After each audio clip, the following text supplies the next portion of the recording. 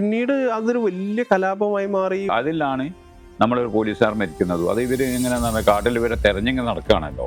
അതിൽ വലിയൊരു ഗ്യാങ് ഉണ്ടായിരുന്നു. ഈ അറ്റാക്ക് ചെയ്യുന്ന ഗ്രൂപ്പിന്റെ പേരിൽ ഈ നക്സൽ മോഡലിൽ. അപ്പം പിന്നെ ബാക്കിൽ നിന്ന് ഒരാൾ വന്നിട്ട് ഒരു കത്തിയമ്പ് പോലത്തെ ഒരു സാധനം കൊണ്ട് കുത്തിയ സമയത്ത് ഇയാൾ പറഞ്ഞ് അവനെ ക്യാമ്പിൽ കൊണ്ടിടുന്നത്. അങ്ങനെ എന്നെ കൊണ്ടുപോയി ഞാൻ അപ്പോഴേക്ക് തളർന്നു വയ്ക്കുക, രണ്ട് കൈയിലും ഇങ്ങനെ ഇതായിട്ട് ഷോൾഡറിൽ ഇതാങ്ങിയിട്ട് ഷെഡ് കൊണ്ടിട്ട്. സാധാരണ ആദിവാസികൾക്കൊന്നും അത് ചെയ്യാൻ പറ്റൂല. അത്രയും മനുഷ്യൻ അങ്ങനെ വെട്ടിയിട്ട് മസിൽസ് ഒക്കെ തിരിച്ചാൽ നിൽക്കുന്നത് വെട്ടിയിട്ട് ഈ പോലീസുകാരൻ്റെ. പിന്നെ കുറെ കഴിഞ്ഞ് വിനോദ് വന്നു. ഞാനിങ്ങനെ കിടക്കുന്ന അപ്പുറത്ത് ഇയാളിങ്ങനെ ഇതായിട്ട് കിടക്കുന്നു വിനോദ്.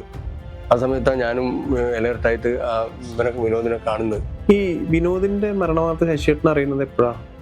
ഓപ്പറേഷൻ തിയേറ്ററിൽ നിന്ന് അറിഞ്ഞത്. പിന്നെ ഞാനൊന്നും അറിയില്ല. ഇവര് അത്രമാത്രം അപാകത ഉണ്ടോ അല്ല ഇതുണ്ടോ അപകടം ഉണ്ടോ എന്ന് ഞാനും അറിഞ്ഞില്ല.